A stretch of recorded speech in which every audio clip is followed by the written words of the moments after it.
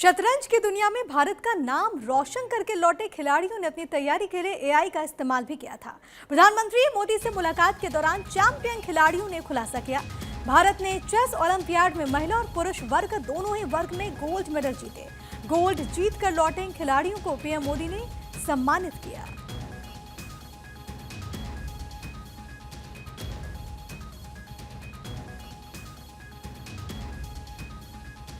Sir, ये first time India ने दोनों गोल्ड मेडल जीते हैं और टीम ने जिस तरीके से प्रदर्शन किया है वो बहुत ही बढ़िया था। मतलब 22 में से 21 पॉइंट बॉयज ने और 22 में से 19 पॉइंट गर्ल्स ने, टोटल 44 में से 40 पॉइंट हमने लिए। इतना बड़ा बढ़िया प्रदर्शन आज तक पहले कभी नहीं हुआ। कभी नहीं। वहां पर क्या माहौल था? पहली बार हम जीते, सब लोग हमारे लिए भी खुश हो गए बहुत, क्योंकि हमने इतना खुशी मनाया। तो सबने एक्चुअली हर अपोनेंट्स ने भी आके हमें बधाई दी और हमारे लिए एक्चुअली खुश हो गए, even our opponents also. Sir, हमने देखा है कि लास्ट कुछ सालों में बहुत सारे जो स्पेक्टेटर्स है वो बहुत रूट कर रहे थे कि दूर दूर से वहां पे सिर्फ देखने आए थे ये मैच को, जो पहले मेरे हिसाब से इतना नहीं होता था। तो आई थिंक चेस की भी काफी पॉपुलैरिटी बढ़ गई, तो हमें देख के बहुत अच्छा लगा कि रूट कर रहे हैं। थोड़ा प्रेशर भी होता था, बट इतना हमें सपोर्ट कर रहे, वो एक अच्छा फीलिंग था। और जब हम जीते तब इंडिया ऐसे सब रूट कर रहे। इस बारी 180 कंट्रीज पार्टिसिपेट करी थी, बल्कि जब चेन्नई में ओलंपियाड हुआ था हम बोथ इंडिया टीम हम ब्रॉन्ज जीते थे। वुमेन टीम का लास्ट मैच यूएसए से हुआ था जो हम हार गए थे और हमारे हाथ से गोल्ड चला गया था उस टाइम। तो हम फिर से उनके साथ इस बार खेले। फिर इस बार हम बहुत ज्यादा मोटिवेटेड थे कि इस बार इंडिया को गोल्ड लाना ही है, इसको हराना है, इनको हराना ही है। वो मैच फाइनली बहुत क्लोज था और ड्रॉ में फिनिश हुआ, but we went on to win the gold sir. पर वहीं मध्य प्रदेश के कैबिनेट मंत्री कैलाश विजयवर्गीय ने इंदौर में अश्लील कपड़े पहनकर घूमने वाली युवतियों को लेकर के स्टेटमेंट दिया। उन्होंने कहा कि मां अहिल्या की नगरी है, यहां ये सब नहीं चलेगा।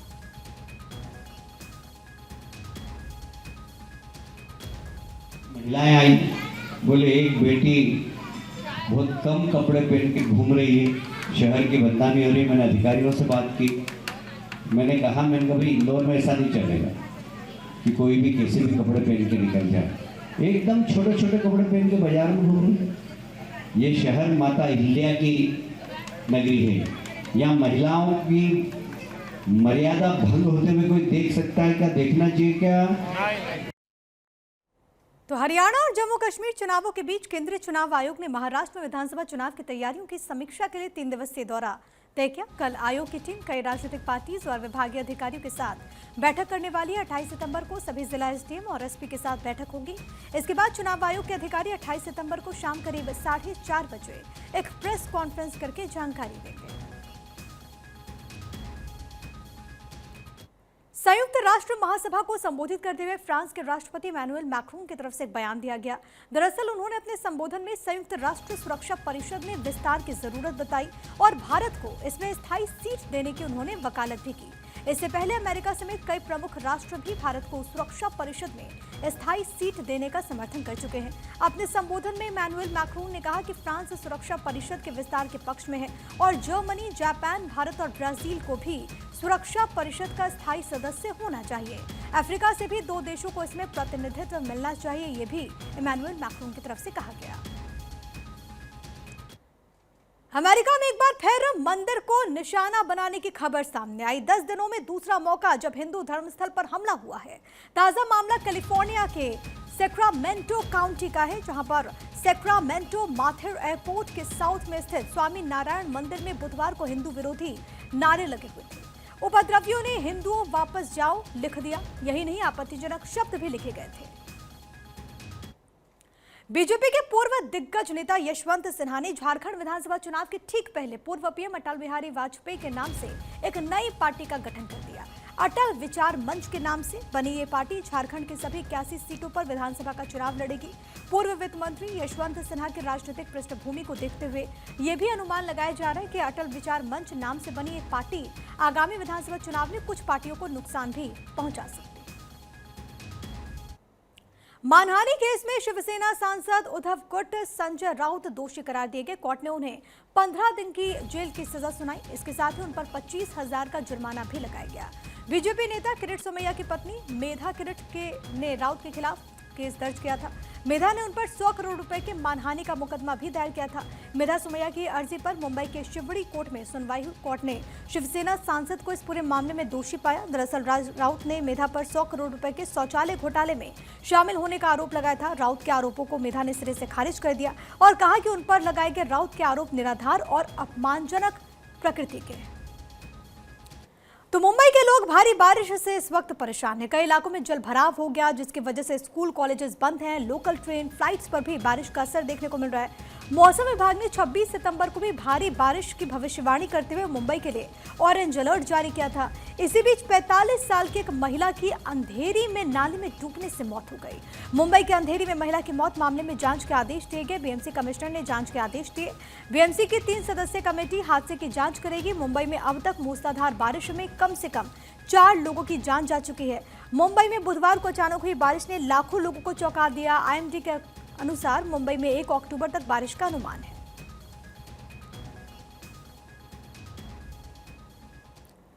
ज्योतिया स्नान पर बिहार में कोहराम मच गया। नहाने के दौरान अलग अलग जिलों में हादसे हो गए। 39 लोगों की डूबने से मौत हो गई। मरने वालों में अधिकांश बच्चे शामिल हैं। सबसे ज्यादा मौतें औरंगाबाद में हुई है। घटना के बाद परिजनों में कोहराम मचा हुआ है। मुख्यमंत्री नीतीश कुमार ने हादसे में 7 बच्चों की मौत पर दुख जाहिर किया। मृतकों के परिजनों को 4-4 लाख रुपए की आर्थिक मदद का ऐलान किया। बुधवार को ज्योतिया पर्व पर महिलाओं ने अपने बच्चों के दीर्घायु के लिए व्रत रखा, पूजा की थी और इसी बीच ये दर्दनाक खबर सामने आई। 14 जिलों में स्नान के दौरान हादसे हुए, जहां पर 39 लोगों की जान चली गई। आगे बढ़ेंगे। नौकरी के बदले नकदी रिश्वत लेने के घोटाले में गिरफ्तार तमिलनाडु के पूर्व मंत्री सेंथिल बालाजी को सुप्रीम कोर्ट ने शर्तों के साथ जमानत दिया। उनकी रिहाई का आदेश दे दिया गया है। सेंथिल बालाजी को पिछले साल 14 जून को ईडी ने मनी लॉन्ड्रिंग के आरोप में गिरफ्तार किया था। उन पर एआईएडीएमके सरकार में परिवहन मंत्री रहने के दौरान नौकरी के बदले नगद रिश्वत लेने के घोटाले से जुड़े मनी लॉन्ड्रिंग का आरोप है। मद्रास हाईकोर्ट ने बालाजी की जमानत याचिका खारिज कर दी थी, जबकि निचली अदालत भी उनकी जमानत याचिकाएं 3 बार खारिज कर चुकी है। हाईकोर्ट ने जमानत याचिका खारिज करते हुए कहा था कि अगर उन्हें इस तरह के मामले में जमानत पर रिहा किया गया तो इससे गलत मैसेज जाएगा। सुप्रीम कोर्ट ने ईडी ने बालाजी की जमानत याचिका का पुरजोर विरोध किया था। हालांकि इस पूरे मामले में अब सशर्त जमानत सुप्रीम कोर्ट ने सेंथिल बालाजी को दे दी। तो ईडी ने ऑनलाइन गेमिंग ऐप के खिलाफ बड़ी कार्रवाई की। 25 करोड़ रुपए की रकम को फ्रीज कर दिया गया। ईडी ने कार्रवाई FIEWIN यानी कि फ्री विन गेमिंग ऐप के खिलाफ की है। इसके अलावा ईडी ने ऑनलाइन गेमिंग ऐप में चीनी नागरिकों के क्रिप्टो अकाउंट को भी फ्रीज कर दिया। आरोप है कि गेमिंग ऐप भारत विरोधी गतिविधियों में शामिल है। जांच में पता चला कि इस गेमिंग ऐप के जरिए भारत से 400 करोड़ रुपए चीन पहुंचाया गया। फिलहाल ईडी मनी लॉन्ड्रिंग के एक ट्रेल का भी पता लगाने की कोशिशों में है। ईडी ने इस पूरे मामले में 4 भारतीय नागरिकों को भी गिरफ्तार किया। चीन ने गेमिंग ऐप से भारत की अर्थव्यवस्था को कमजोर करने की बड़ी साजिश रची थी। वहीं छत्तीसगढ़ के मुख्यमंत्री विष्णुदेव साय ने अपने बचपन के स्कूली शिक्षक राजेश्वर पाठक से मुलाकात की। इस दौरान सीएम वीडी साय भाव विभोर हो गए। उन्होंने अपने स्कूल के दिनों को याद किया और अपने शिक्षक का चरण स्पर्श कर अभिवादन किया। यह तस्वीर उस वक्त की। मुख्यमंत्री ने उन्हें शॉल और श्रीफल भेंट कर सम्मानित किया। मुख्यमंत्री ने कहा कि गुरुजनों का ही आशीर्वाद है कि मैं यहाँ तक पहुंच पाया हूँ। तो मुख्यमंत्री विष्णुदेव साय ने दिव्यांगजनों के जीवन को आसान और सुखमय बनाने के लिए बस पास वितरित किए। सीएम साय ने जशपुर के ग्राम बगिया में 7 दिव्यांगों को निःशुल्क बस पास वितरित किए और उन्हें शॉल और श्रीफल भेंट कर सम्मानित किया। आपको बताते चले कि छत्तीसगढ़ शासन समाज कल्याण विभाग ने दिव्यांगजन अधिकार अधिनियम 2016 के तहत दिव्यांगजन निःशुल्क बस यात्रा पास का प्रावधान किया है। इसमें परिवहन विभाग के समन्वय से दिव्यांगजनों के लिए निःशुल्क बस यात्रा पास और साथ ही साथ रेल यात्रा हेतु रियायत प्रमाण पत्र बनाए जाते हैं। छत्तीसगढ़ के मुख्यमंत्री वीडी साय के निर्देश पर छत्तीसगढ़ में शासकीय विभागों में रिक्त पदों पर भर्ती के लिए वित्त विभाग की स्वीकृति एवं विभागों की भर्ती विज्ञापन का सिलसिला लगातार जारी है। मुख्यमंत्री के निर्देश पर स्वास्थ्य विभाग, लोक स्वास्थ्य यांत्रिकी विभाग, कृषि विभाग, ग्रामीण आजीविका मिशन, नगर सैनिकों सहित अन्य विभागों में रिक्त पदों की भर्ती की वित्त विभाग की तरफ से स्वीकृति और भर्ती की लंबित प्रक्रिया शुरू करने की सहमति के बाद विभाग भर्ती की प्रक्रिया को पूरा करने में जुटे हुए हैं। मुख्यमंत्री वीडी साय के निर्देश पर वित्त विभाग ने न्यायालय में रिक्त पदों पर नई भर्ती की मंजूरी दे दी है। न्यायालय में कुल 362 रिक्त पदों पर भर्ती होगी, जिसका उद्देश्य कर्मचारियों की कमी को दूर कर कोर्ट के कार्यों को सुचारू बनाना है।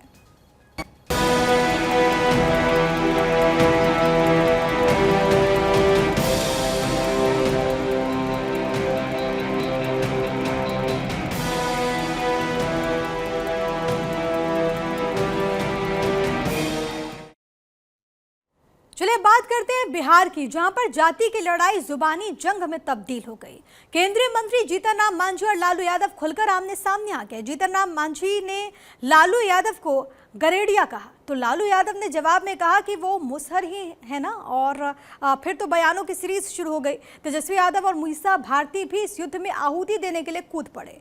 बिहार की राजनीति में दो दिग्गज नेताओं और पूर्व मुख्यमंत्रियों के बीच अपनी जाति और डिग्री को लेकर के विवाद हो गया। केंद्रीय मंत्री और हिंदुस्तानी अवाम मोर्चा के अध्यक्ष जीतन राम मांझी ने आरजेडी सुप्रीमो लालू प्रसाद यादव की जाति को लेकर के सवाल उठाया और सीधे हमला बोला। मांझी के स्टेटमेंट पर लालू यादव ने भी उसी अंदाज में जवाब दिया। दरअसल केंद्रीय मंत्री जीतन राम मांझी ने कहा कि लालू यादव नहीं है। इस पर लालू यादव ने पलटवार किया और पूछा कि मांझी मुसहर हैं क्या। उनके पिताजी किसके जन्मे हुए हैं?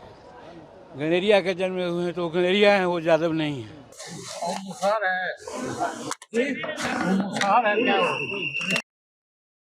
तो मांझी ने कहा कि उन लोगों की पहले डिग्री बताएं, हम तो पढ़े लिखे हैं। अगर तेजस्वी हमें शर्मा कहते हैं तो पहले वो अपने पिताजी की जाति बताएं, उनके पिताजी के जन्म की भी बात कह दे। उन्होंने कहा कि गडेरिया में वो जन्मे हुए हैं।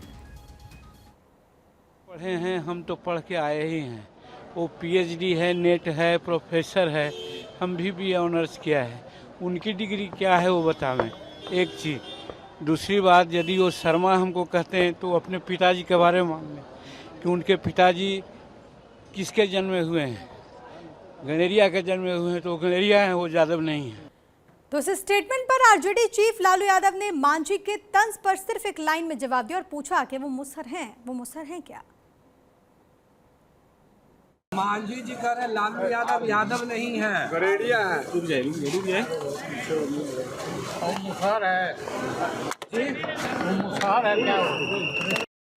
दरअसल ये जो पूरा विवाद है वो तब सामने आया जब 19 सितंबर को मांझी ने इस पर एक पोस्ट किया और लिखा कि इस पोस्ट में कि विपक्षी दलों के गुंडे हमारे घर दरवाजे को तोड़ सकते हैं पर हमारे लोगों का हौसला नहीं तोड़ सकते। घर जलाने वाले लोगों के संरक्षक लालू पाल गरेड़ी जी, आप राजनीति के लिए अपनी जाति छिपा सकते हैं पर हम नहीं। हम गर्व से कहते हैं कि हम मुसहर हैं। लालू जी में हिम्मत है तो वो भी कहकर दिखा दें कि हम गरेड़ी हैं। लालू जी पूरे बिहार में दलितों की जमीन पर और मुसलमानों के कब्रिस्तान पर किस पार्टी के समर्थकों का कब्जा रहा, ये सब आपको पता है। आपने और आपके लोगों ने बहुत दबा लिया हम लोगों को। ये जीतन राम मांझी का पोस्ट है जो कि आप देख रहे हैं और इसी पोस्ट में केंद्रीय मंत्री जीतन राम मांझी आगे लिखते हैं कि अब करारा जवाब मिलेगा।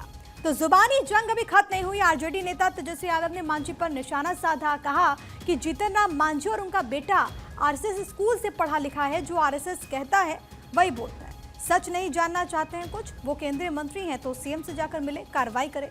जिसने आग लगाई है उसको जेल में डालो, लेकिन बिना तथ्यों के कुछ भी नहीं बोलना चाहिए। ये आरजेडी के नेता तेजस्वी यादव ने कहा है, आपको सुनाते हैं। बिहार पुलिस ने अब जिन लोगों का इसमें भूमिका है उन्होंने लिस्ट जारी किया है। मांझी जी कुछ बोल रहे हैं और उन्हीं की राज की सरकार जो लिस्ट जो है कुछ और जारी किया। तो हम तो कह रहे जो बीजेपी देती है, जो आरएसएस देती है वही पढ़ते हैं। और जीतन राम मांझी जी का नाम मांझी जी है, लेकिन लोग तो इनको प्यार से जीतन राम शर्मा बुलाते हैं, जीतन राम शर्मा। तो तेजस्वी के बाद आरजेडी सांसद मीसा भारती भी जुबानी जंग से पीछे नहीं हटे। उन्होंने भी कहा कि अब लगता है कि पूरे बिहार को प्रमाण पत्र मांझी से ही लेना पड़ेगा। वो इतने सीनियर नेता हैं, दलित विरोधी हैं। जाति प्रमाण पत्र तो सब बिहार के लोग को उन्हीं से लेना पड़ेगा, मांझी जी से। ये सीनियर नेता हैं। तो जिसके जवाब में, क्योंकि ये पूरा जो सिलसिला है वो इस वक्त बिहार में देखने को मिल रहा है, हम और आरजेडी आमने सामने है और हिंदुस्तानी अवाम मोर्चा पार्टी के प्रवक्ता श्याम सुंदर शरण ने कहा कि हिम्मत है तो लालू परिवार अपनी 3 पीढ़ी की वंशावली जारी कर दे। लालू प्रसाद की जाति को लेकर सब कुछ साफ हो जाएगा। बिहार में जमीन सर्वे के लिए वंशावली देने का काम भी चल रहा है। हकीकत यह है कि लालू प्रसाद दलित विरोधी मानसिकता के व्यक्ति हैं। उन्होंने दलितों को हमेशा पैरों से दबा कर रखा, ये हम के प्रवक्ता श्याम सुंदर शरण का कहना है। लेकिन लालू प्रसाद यादव अपनी पूरी राजनीति में दलित विरोधी मानसिकता के रहे हैं। जब से वो राजनीति में आए, दलितों को अपने पैरों की जूती समझे उन्होंने। हम तो चैलेंज देते हैं उनको कि आप अपनी वंशावली जारी करिए कि आप सही मायनों में यादव हैं कि आप सही मायनों में गडेरी हैं, पता चल जाएगा। आपके बिहार सरकार में तो जमीन का सर्वे में लोग वंशावली बना रहे हैं, आप भी बनाइए। आपकी संपत्ति की भी जांच हो जाएगी, उसका बंटवारा भी हो जाएगा और आपकी जाति का भी पता चल जाएगा।